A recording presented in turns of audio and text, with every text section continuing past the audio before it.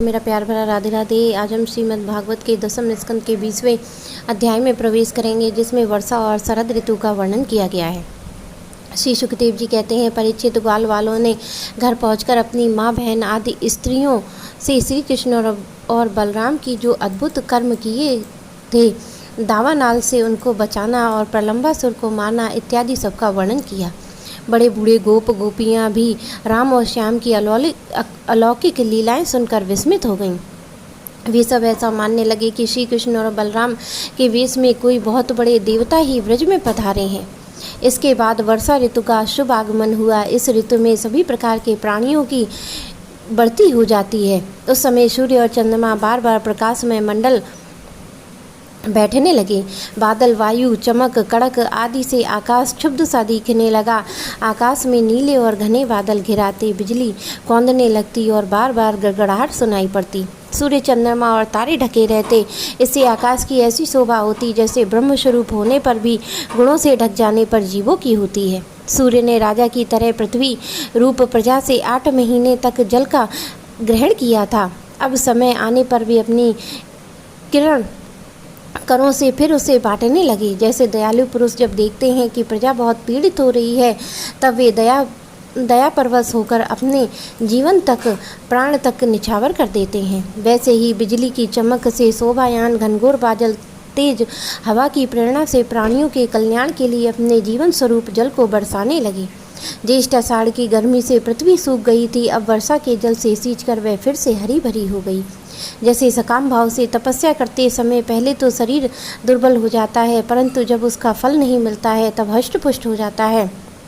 वर्षा के सायंकाल में बादलों से घना अंधेरा छा जाने पर ग्रह और तारों का प्रकाश तो नहीं दिखलाई पड़ता है, परंतु जुगनू चमकने लगते हैं।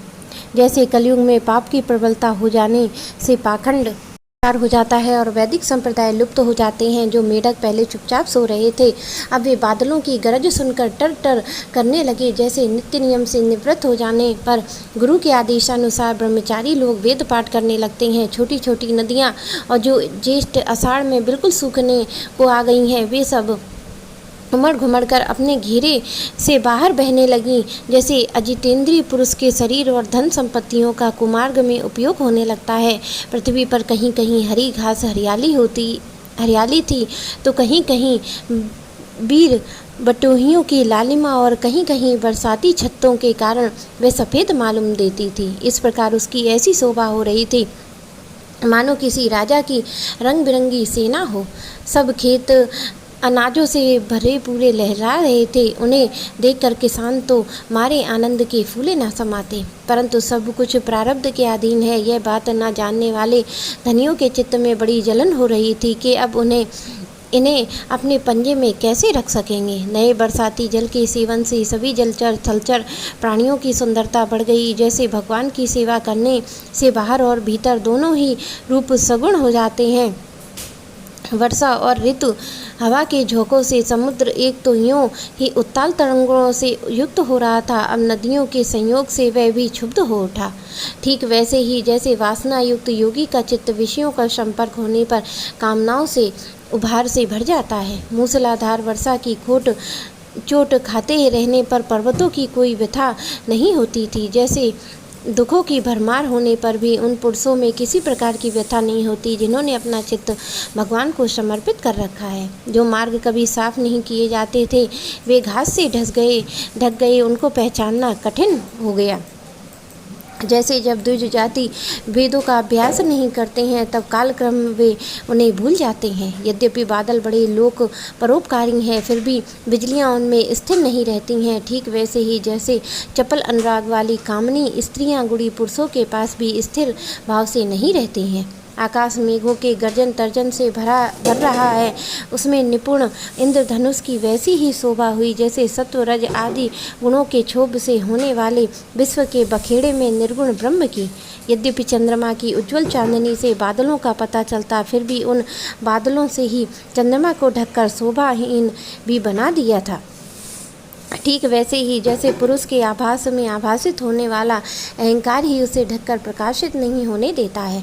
बादलों के शुभ आगमन से मोरों का रोम रोम खिल रहा था। वे अपनी कुहुक नृत्य के द्वारा आनंद उत्सव मना रहे थे। ठीक वैसे ही जैसे गृहस्थी के जंजाल में फंसे हुए लोग अधिकतर तीनों तापों से जलते और घबराते रहते हैं, भगवान के भक्तों को शुभ आगमन से आनंद मग्न हो जाते हैं। जो वृक्ष ज्येष्ठ आषाढ़ में सूख गए थे, वे अपनी जड़ों से जल पीकर पत्ते और फूल डालियों से खूब सज धज गए थे। जैसे सकाम भाव से तपस्या करने वाले पहले तो दुर्बल हो जाते हैं, परंतु कामना पूरी होने पर मोटे तगड़े हो जाते हैं।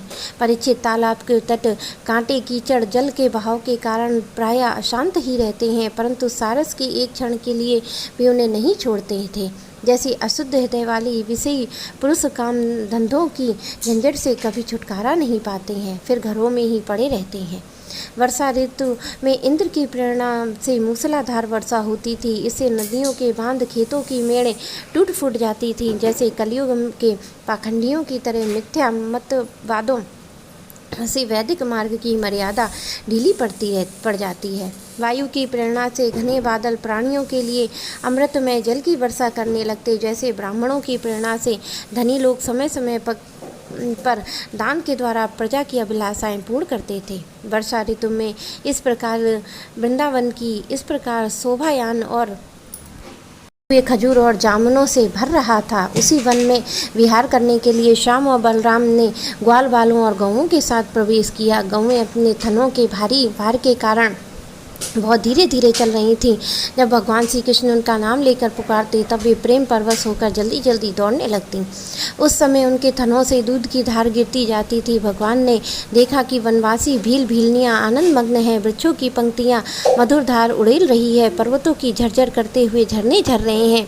उनकी आवाज़ बड़ी सुरीली जान पड़ती है और साथ ही वर्षा होने पर छिपने के लिए बहुत सी गुफाएं भी हैं। जब वर्षा होने लगती, तब श्री कृष्ण कभी किसी वृक्ष की गोद में और खोडर में जा छिपते, तो कभी कभी गुफा में ही जा बैठते, तो कभी कंद मूल फल खाकर ग्वाल बालों के साथ खेलते, कभी जल के पास किसी चट्टान पर बैठ जाते और बलराम जी के साथ ग्वाल बालों के साथ मिलकर घर से लाया हुआ दही भात, दाल, साग आदि के साथ खाते। वर्षा ऋतु में बैल बछड़े थनों के भारी भार से थकी हुई गौएं थोड़ी ही देर में भरपेट घास चर लेती और हरी भरी घास पर बैठकर ही आँख मूंद कर जुगाली करती रहती। वर्षा ऋतु की सुंदरता अपार थी। वह सभी प्राणियों को सुख पहुंचा रही थी। इसमें संदेह नहीं है कि वह ऋतु गाय बैल बछड़े सब भगवान की लीला के ही विलास थे। फिर भी उन्हें देखकर भगवान बहुत प्रसन्न होते और बार बार उनकी प्रशंसा करने लगते। इस प्रकार श्याम और बलराम बड़े आनंद से ब्रज में निवास कर रहे थे। इसी समय वर्षा बीतने पर शरद ऋतु आ गई। अब आकाश में बादल नहीं रहे, जल निर्मल हो गया, वायु बड़ी धीमी गति से चलने लगी। शरद ऋतु के कमलों की उत्पत्ति से जलाशयों के जल अपनी सहज स्वच्छता प्राप्त कर ली। ठीक वैसे ही जैसे योग भ्रष्ट पुरुष का चित्त फिर से योग का सेवन करने से निर्मल हो जाता है। शरद ऋतु ने आकाश के बादल, वर्षा काल से बढ़े हुए जीव, पृथ्वी का कीचड़ और जल के मटमैलेपन को नष्ट कर दिया।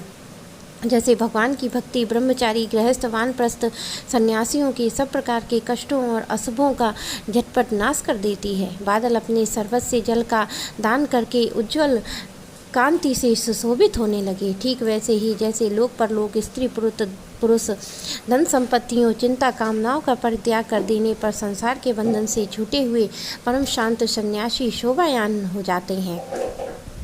छोटे छोटे गड्ढों में भरे हुए जल के जलचर ये नहीं जानते थे कि एक गड्ढे का जल दिन पर दिन सूखता जा रहा है। जैसे कुटुंब का भरण पोषण में भूले हुए मूढ़ ये नहीं जानते हैं कि हमारी आयु क्षण क्षण क्षीण हो रही है। प्राणियों की शरतकालीन सूर्य की प्रखर किरणों से बड़ी पीड़ा होने लगी। जैसे अपनी इंद्रियों के वश में रहने वाले कृपण एवं दरिद्र कुटुंबियों को तरह तरह के ताप सताते ही रहते हैं। पृथ्वी धीरे धीरे अपना कीचड़ छोड़ने लगी और आसपास घास पात धीरे धीरे अपनी कचाई छोड़ने लगी। ठीक वैसे ही जैसे विवेक संपन्न साधक धीरे धीरे शरीर आदि अनात्म पदार्थों से यह मैं हूँ और ये मेरा है, ये अहंता ममता छोड़ देते हैं। शरद ऋतु में समुद्र का जल स्थिर और गंभीर और शांत हो गया। जैसे मन के निसंकल्प हो जाने पर आत्माराम पुरुष कर्मकांड का झमेला छोड़कर शांत हो जाता है। किसान खेती की मेड़ मजबूत करके जल का बहाना रोकने लगे, जैसे योगी जन अपनी इंद्रियों के विषयों को ओर जाने से रोककर प्रत्याहार करके उनके द्वारा क्षीण होते हुए ज्ञान की रक्षा करते हैं। शरद ऋतु में दिन के समय बड़ी कड़ी धूप होती, लोगों को बहुत कष्ट होता, परंतु चंद्रमा की रात्रि के लोगों का सारा संताप वैसे ही हर लेता जैसे देह अभिमानी से होने वाले दुख को ज्ञान और भाग विरह से होने वाले गोपियों के दुख को श्री कृष्ण नष्ट कर देते हैं। जैसे वेदों के अर्थ को स्पष्ट रूप से जानने वाला सत्वगुणी चित्त अत्यंत शोभायमान होता है, वैसे ही शरद ऋतु के रात के समय मेघों से रहित निर्मल आकाश तारों की ज्योति से जगमगाने लगा। परीक्षित, जैसे पृथ्वी तल में यदुवंशियों के बीच यदुपति भगवान श्री कृष्ण की शोभा होती है, वैसे ही आकाश में तारों के बीच पूर्ण चंद्रमा सुशोभित होने लगा। फूलों से लदे हुए वृक्ष और लताओं से होकर बड़ी सुंदर सुंदर वायु बहती थी। वह ना अधिक ठंडी होती ना अधिक गर्म। उस वायु के स्पर्श से सब लोगों की जलन तो मिट जाती, परंतु गोपियों की जलन और भी बढ़ जाती, क्योंकि उनका चित्त उनके हाथों में नहीं था, उसे श्री कृष्ण ने चुरा लिया था। शरद ऋतु में गौवें, हिरनियाँ, चिड़ियाँ, नारियाँ ऋतुमती और संतानों उत्पत्ति की कामना से युक्त हो गईं। साढ़, हिरनी, पक्षी, पुरुष उनका अनुसरण करने लगे। ठीक वैसे ही जैसे समर्थ पुरुष के द्वारा की हुई क्रियाओं का अनुसरण उसके फल करते हैं। परीक्षित, जैसे राजा के शुभ आगमन से डाकू चोरों के सिवा सब लोग निर्भय हो जाते हैं, वैसे ही सूर्योदय के कारण कुमुदनी के अतिरिक्त सभी प्रकार के कमल खिल गए। उसमें बड़े बड़े शहरों और गांवों में इंद्र संबंधी उत्सव होने लगे। खेतों में अनाज पक गए। पृथ्वी भगवान श्री कृष्ण तथा बलराम जी की उत्पत्ति से अत्यंत सुशोभित होने लगी। साधना करके सिद्ध हुए पुरुष जैसे समय आने पर अपने देव आदि शरीर को प्राप्त होते हैं, वैसे ही वैश्य, सन्यासी, राजा तक जो वर्षा के कारण एक स्थान पर रुके हुए थे, वहाँ से चलकर अपने अपने अभिष्ट काम काज में लग गए। मेरे प्यारे कृष्ण भक्तों को मेरा प्यार भरा राधे राधे।